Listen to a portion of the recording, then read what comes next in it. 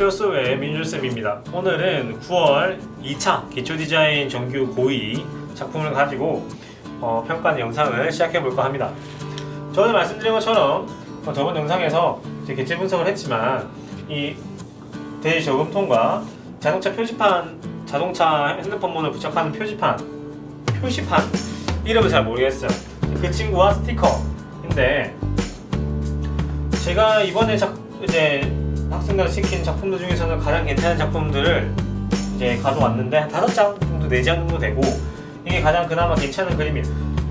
아쉽게도 조금 미완성이긴 해요. 시간이 없어서 미완성으로 마무리를 했고, 이 그림의 장점이 뭐냐면은 일단은 이 표지판에 일단 면제로 쓸 수 있는 부분들을 면제로 나눴고, 이런 뚜껑과 대지 저금통을 면제로 써서 면적을 넓혀서 노란 부분이나 반짝거리는 부분을 넓힌 게 아니라 조금 요 질감을 강조하기 위해서 밋밋한 소재를 면제로 활용해서 주제부 개체가 훨씬 더 잘 보이는 효과를 보여주고 있습니다.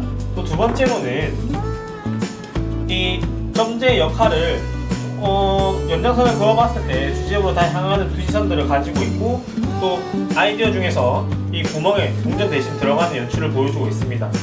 물론 이 개체는 이 스티커가 많이 있는 거기 때문에 개체가 한두 개 있는 것보다는 여러 개의 개체 수를 가지고 있는 게 조금 더 이 개체를 올바르게 사용을 했다라고 볼 수 있고, 또 스티커기 때문에 부착되어 있는 부분, 이렇게 그냥 돼 있으면 말도 안 되지만 스티커기 때문에 이렇게 잘 부착되어 있는 부분 역시 소재를 잘 관찰하였고, 떨어진 부분에 대해서도 옐로우 컬러, 그 다음에 두께 부분들을 섬세하게 잘 잡아주었습니다.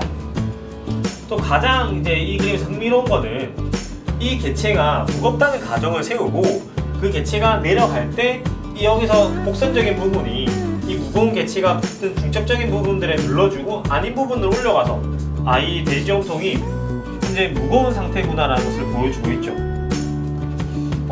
시간이 더 있었다면은 정리적인 부분에서 조금 더 해결을 더 했을 것 같지만 전체적인 완성도나 퀄리티는 크게 부담 없이 만들었던 것 같습니다. 지금 2학기이기 때문에 학생들 속도를 조금씩 줄여나가고 있고요. 저 같은 경우는 12월 달에 이제 저만의 그 시간 줄이는 게 있어요. 그래서 바로 4시간 만에 그림이 만들어지는 마법 같은 스킬을 12월에 보여줄 거기 때문에 이 정도의 개체량과 스킬을 가지고 있어야만 똑같은 퀄리티와 똑같은 개체량을 4시간 만에 만들었을 때 효과적으로 그 학생의 실력을 만들어 줄 수 있습니다. 그 다음 거 한번 볼게요.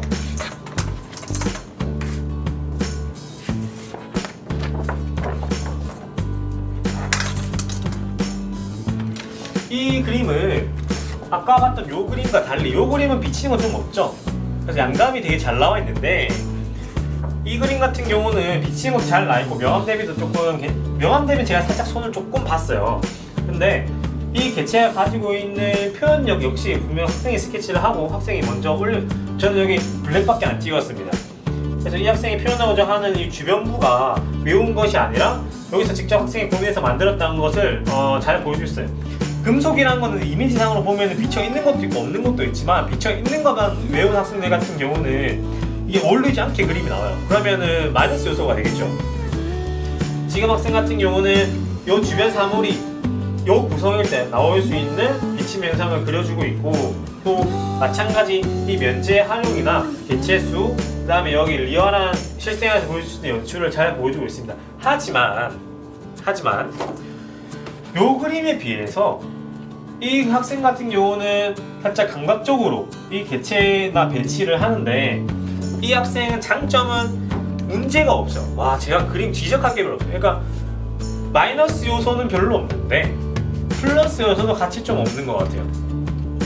특히 하도를 구성하는 부분, 채색적인 부분은 계속 디벨롭이 되는 거기 때문에 상관이 없지만, 이 하도적인 부분 채색이 들어가면 고칠 수가 없거든요. 그래서 근경, 중경, 원경, 거리감 이런 부분 다 잘 나지만, 이 아이디어 첨부가 조금 덜 들어가는 게 이 학생의 가장 고질적인 문제인 것 같아요. 그래서 점점점 하도를 만드는 부분에 있어서 조금 연구를 많이 시키고 있고, 이번 지금 개인 트레이닝이 들어갔는데 개인 트레이닝에서도 조금 하도적인 부분에서 조금 영감을 많이 받을 수 있는 트레이닝을 지금 진행하고 있습니다.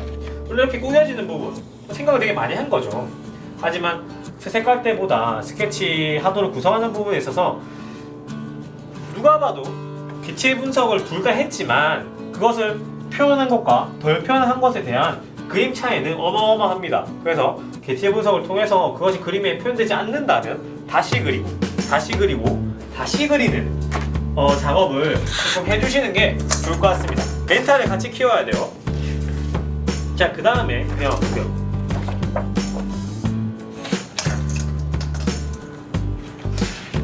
자, 이 그림 같은 경우는 다른 그림들과 달리 하도가 되게 위에서 바라보는 시점으로 그려져 있고, 이 면제인 요소가 면의 면적 대비로 통해서 큰 공간감을 형성을 해주고 있어요. 그런데 이런 차이점이 있죠. 다른 주제부들에 비해서 이 대지의 투시와 시점은 과감하지 못해요. 하지만 이렇게 과감한 투시 면적 대비들이 이어지고 있는 상황에서 만약에 이 친구까지 입체적으로 이렇게 면적이 아니라 되게 과감한 투시로 들어갔다면 주제부를 구성하는 면적이 좁았을 것이고, 그것이 명암 대비가 조금 짜잘짜잘하게 나눠졌을 거라는 거죠. 그 다음에 여백이 많아지면은 주제부의 시선이 잡히는 정도의 시간이 줄어든다는 거예요. 그래서 이번 그림처럼 주제부 면적량을 조절하면서 여백이 많이 존재하는 주제부 같은 경우에는 내가 잘 보여줘야 되는 개체는 조금 밋밋하더라도 넓게 면적량을 확보할 수 있는 이런 시점이나 면적으로 그려주는 것이 현명하다 생각해요. 물론 이 학생이 그것까지 생각을 했는지는 잘 모르겠지만 감각적으로 그린 거죠. 그만큼 감각적으로 이 개체가 이 정도의 면적을 차지하고 있어야만 내 그림의 시선을 잡아주는 역할을 보여줄 수 있겠다라고 이제 하는 거예요. 이 학생 같은 경우는 어떻게 보면 밀도가 낮아 보일 수도 있지만 생각보다 높은 거예요. 왜냐하면은 이 학생이 밀도가 너무 높아서 제가 줄이는 작업을 하고 있는 거기 때문에 점차 이제 그 정도의 퀄리티가, 그런 묘사하는 퀄리티에 상승될 거고, 그런 밸런스까지 학생 스스로 조절을 할 수 있을 거라 생각을 합니다.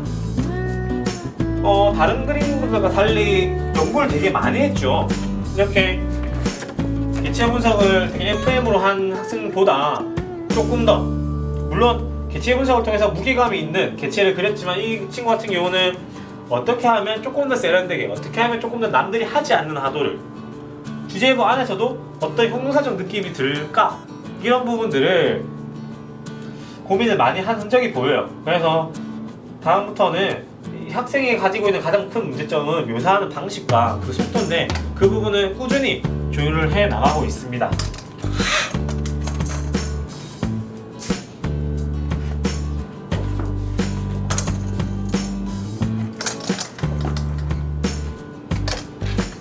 이 학생 같은 경우는 일단은 주제부가 크죠. 주제부 크고 이 금속이 보여주고 있는 게 잘 보일 때 좀 과한 것 같아요. 황금 같아요, 황금. 그래서 조금 양감을 묶어줄 수 있도록, 그러니까 묘사가 리얼하게 표현하는 학생들은 양감이 잘 안 잡혀요. 그러니까 사진처럼 똑같이 그리는 학생들은 양감이 잘 안 잡히고, 양감만 잡는 학생들은 묘사가 잘 안 돼요. 그래서 그거를 문제점이 애초에 안 생기게 이제 1학기 때부터 제가 길게 수업 시스템을 짜는데 1학기에 잠깐 쉬었다가 보니까 이제 이런 부분이 잘 안 돼요. 근데 제가 양감을 좀 눌러보니까 그나마 괜찮은데, 주제부 앞쪽 공간이 되게 형성이 잘 되는 것 같아요. 면적으로 쓸 수 있는 걸 되게 과감하게 면적으로 쓰고, 그게 긍정은 이론에서 말한 것처럼 앞과 주제부까지 공간을 만들어줘야 되는데 시선이 잘 이동되어 있죠. 얘도 이렇게 시선이 더 들어가지고, 얘도 연장선을 그어보면 선재의 역할을, 점재지만 선재의 역할을 해주고 있어요. 그 다음에 너무 밋밋하지 않도록 점재의 역할을 해주고 있죠. 마우스 커서 같은 역할, 이론에서 나옵니다. 그래서 이 그림 같은 경우는 전체적으로 밸런스나 이런 부분이 잘 맞지만 또 주제부 앞쪽 공간도 형성 잘 해줬어요. 하지만 마지막으로 이 학생한테 항상 하는 말이지만 양감, 그렇기 때문에 적은 명암 대비, 이런 부분들이 조금 아쉬운 것 같아요. 명암 대비는 형태에서 나온 거고, 내가 열심히 뽑은 게 더 잘 보이려면 죽어주는 부분도 있어야 되거든요. 그 죽어주는 부분은 양감으로 처리를 해줘야 되는데, 이렇게 다 뽑으면은 보이는 면적이 넓기 때문에 시선에 집중을 하지 못해요. 넓게 분산이 되기 때문에 요런도 묘사가 되게 많은 거잖아요. 복잡하고. 그렇기 때문에 정리된 부분, 양감으로 정리된 부분, 묘사가 생기는 부분, 다시 깔끔하게 정리되는 부분들이 강약 조절이 조금 잘 되어야 돼요. 너무 사진처럼 똑같이 밋밋하게 그리면은 그림이 시선이 안 갈 거고, 너무 다 뽑아버리면은 지저분해서 그림이 안 보일 거고, 이런 부분들을 조금 조심해야 될 것 같아요. 제가 이론에서도 말을 하지만 하도를 평가하는 기준은 제가 이론 설명한 것을 보면 제가 하도를 주진 않았어요. 하도를 주진 않았는데 그 학생이 생각한 아이디어가 어떻게 보일지 그림을 그리면 그거를 이론에 맞춰서 수정하는 작업을 제가 도와주는 거지, 제가 아이디어를 짜주거나 하도를 짜주진 않아요. 제가 하도를 만드는 트레이닝 기간도 있고 그거를 또 기본적으로 틀리지 않는 하도 트레이닝 기간도 있지만, 이론에 제가 설명한 이론에 맞춰서 그림을 그리면 크게 문제가 생기진 않지만, 제가 수업하는 방식은 학생이 개체 분석을 통해서 어떤 아이디어를 도출했는지 물어보고 그 아이디어를 내가 설명한 이론에 맞춰서 그림을 그려라 한 다음에 문제점이 생기는 것만 고쳐주지, 제가 너 아이디어를 듣고 하도를 짜서 제가 디벨롭을 해주진 않아요. 그래서 학생의 아이디어를 침범하지 않는 범위 안에서 또 제가 설명한 이론을 침범하지 않는 범위 안에서 그림을 그린다면 답이 정해져 있는 입시 그림에서 고득점을 노릴 수 있을 거라 생각이 합니다. 답이 정해져 있는 입시 그림에서 독특한 그림은 고득점을 받을 수가 없어요. 뭐 실기 대회나 공모전 부분에서는 모르겠지만 입시에서는 그런 그림이 고득점을 받을 수 없다는 거 꼭 명심해 주셨으면 좋겠습니다. 다음 영상에서 찾아뵙겠습니다.